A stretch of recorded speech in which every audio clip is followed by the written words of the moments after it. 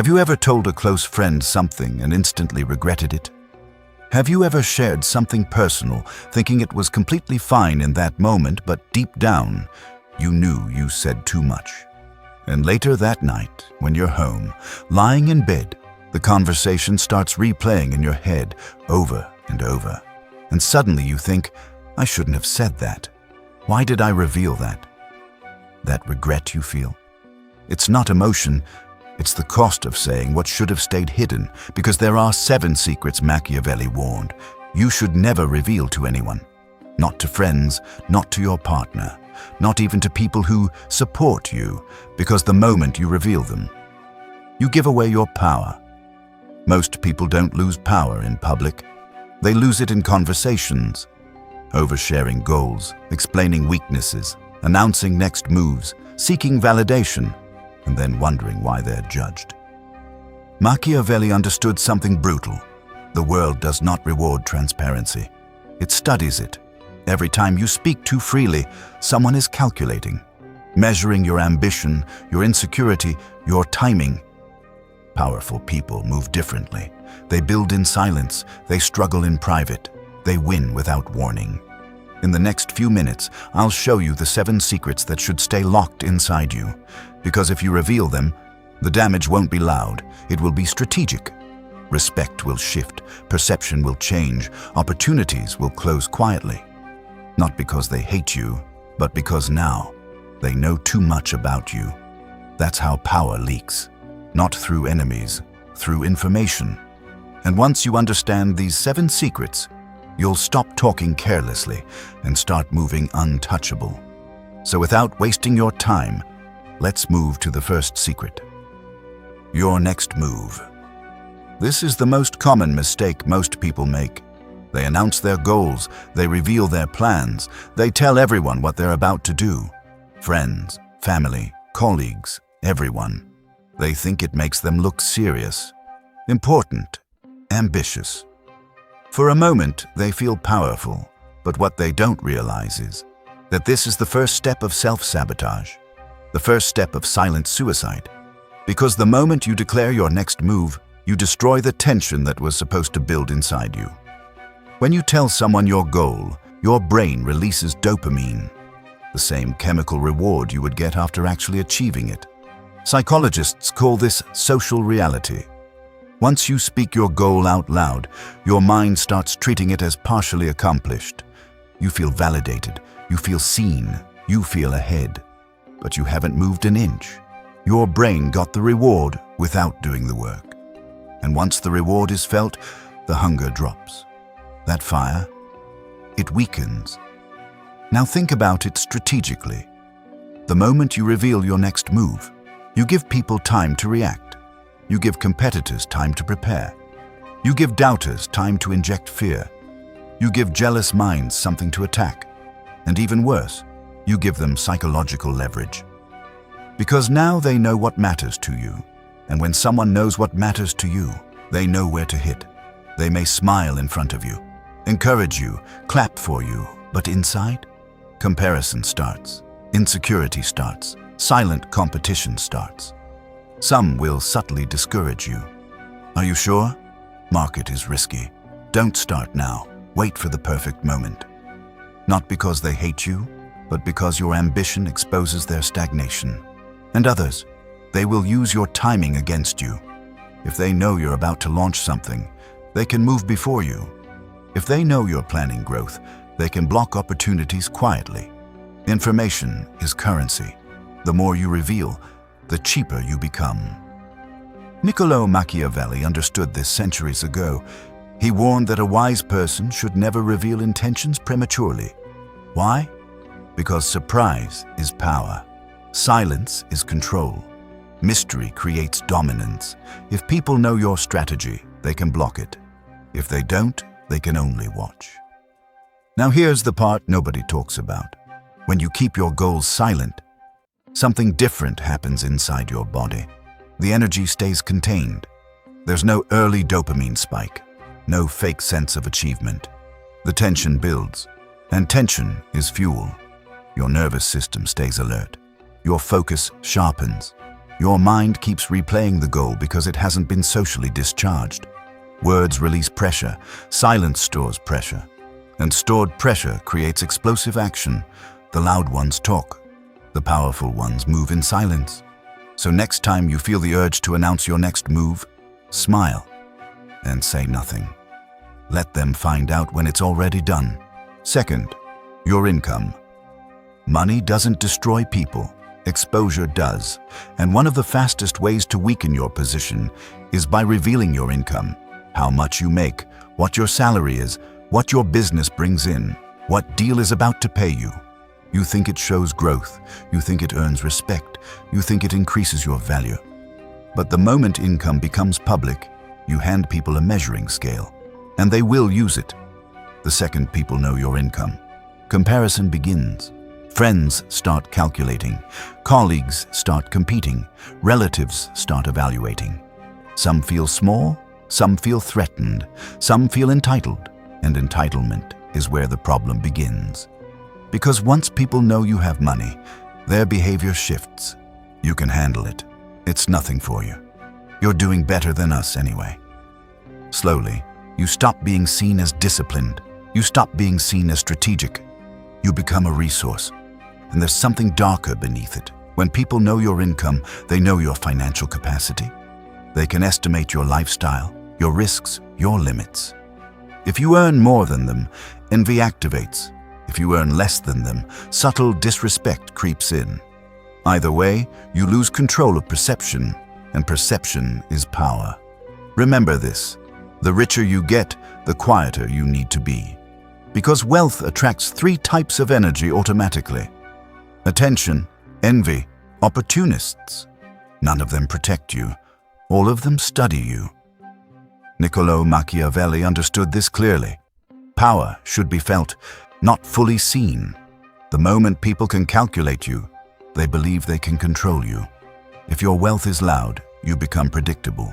If your wealth is silent, you remain untouchable. And being untouchable is real influence.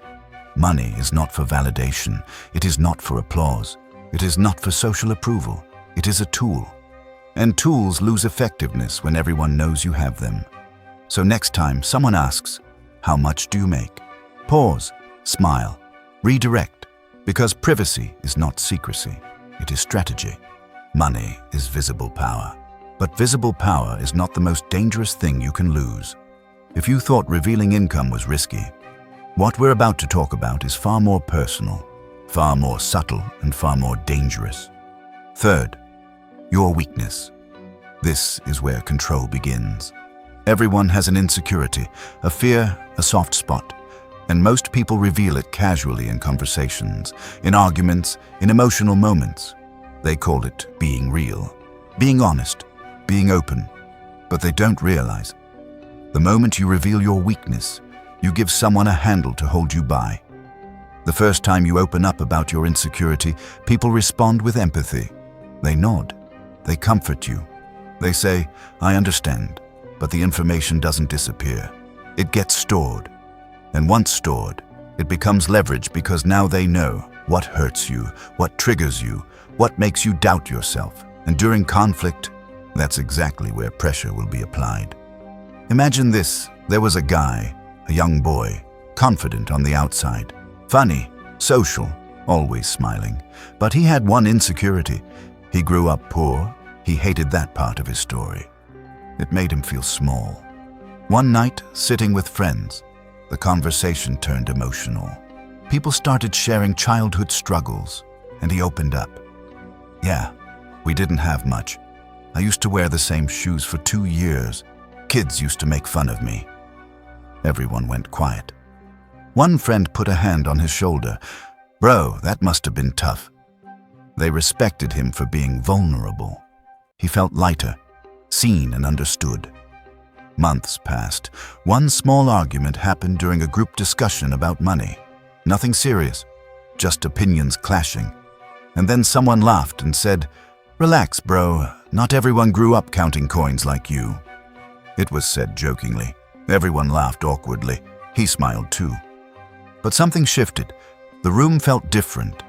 That soft spot he revealed was no longer sacred. It became material, a reference point, a pressure button. That's how it happens. Not in betrayal, not in war, in casual moments. When people are irritated, when egos clash, when status is questioned, the weakness you revealed in trust becomes the weapon used in tension. And the worst part? They'll say, "Hey, I was just kidding."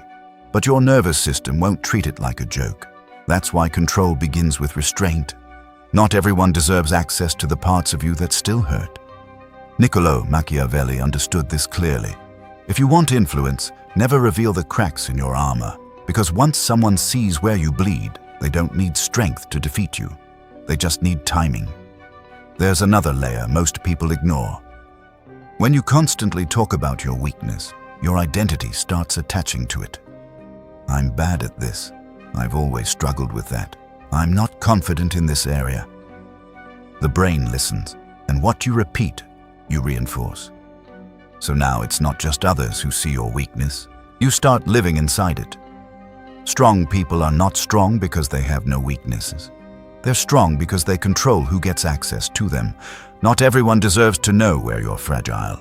Not everyone deserves to see what you're still fixing. Vulnerability is powerful, but only in safe, strategic environments, not in random conversations, not in emotional outbursts, not with people who haven't earned loyalty. The world respects stability, and instability invites control. So next time you feel the urge to reveal your deepest insecurity, pause, observe. Ask yourself, has this person earned access to this part of me? Because once exposed, you can't take it back. Fourth, your relationship problems. This is where most relationships start dying quietly. The moment you start sharing your relationship problems with outsiders, you invite third-party influence into a two-person bond. You tell your friends, your co-workers, your family. You vent, you complain, you explain what your partner did wrong. It feels relieving, it feels justified. But what you don't see is this. You are shaping a narrative. And once that narrative is formed in someone's mind, it rarely resets. Now let me show you how it actually becomes manipulation. You and your partner argue. It's emotional, temporary, and normal. In that moment, you call someone. You say, "She never listened to me. She always reacts like this. I feel disrespected." They listen. They nod. They say, "That's not good. That's a red flag. You shouldn't tolerate that."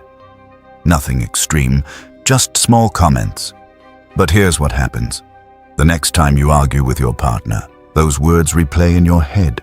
Now you're not just arguing with your partner, you're arguing with the voice of a third person inside your mind. But that's not where the damage ends. Once someone knows your relationship's weak points, they know when you are emotionally unstable. If they need a favor, they approach you during conflict. If they want you distracted, they remind you of it indirectly. If they want your loyalty, they position themselves as the stable one in your life. They don't attack your relationship. They simply use your emotional state. Because emotionally disturbed people make impulsive decisions, and impulsive decisions are easier to influence. And here's what most people fail to understand. This isn't only about friends. It extends into professional spaces too. If colleagues know you're going through relationship problems, they see distraction, they see instability, they see someone easier to pressure. And pressure creates mistakes. Mistakes create openings. Openings create control. Machiavelli understood that internal conflict should never be displayed publicly.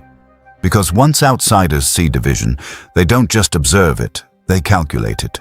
Some pretend to support you, some quietly widen the cracks, and you won't always know which one is standing in front of you.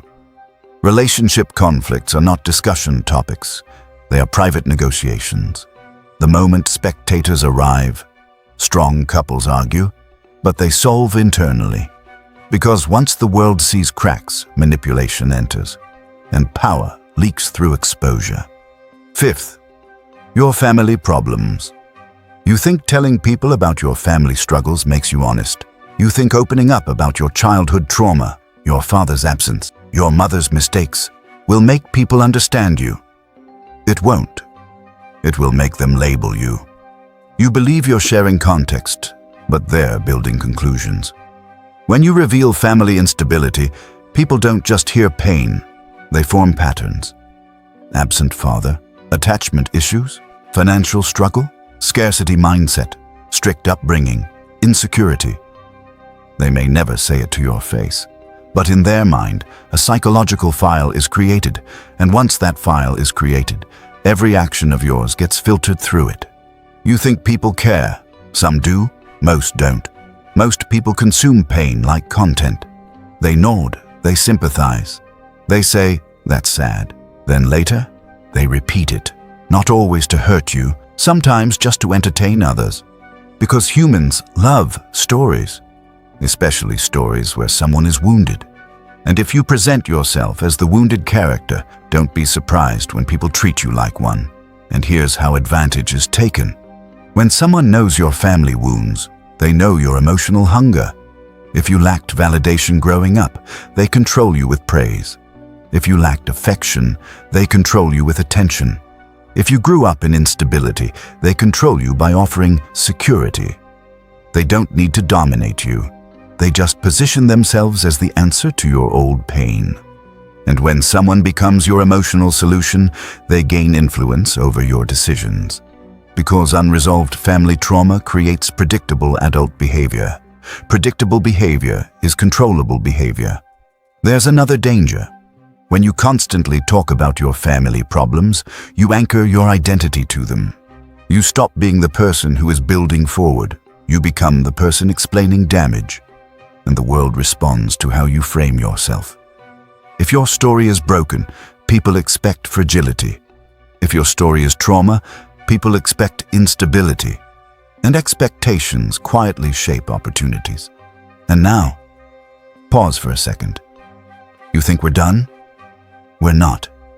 Because the last two secrets are not just about information, they're about control.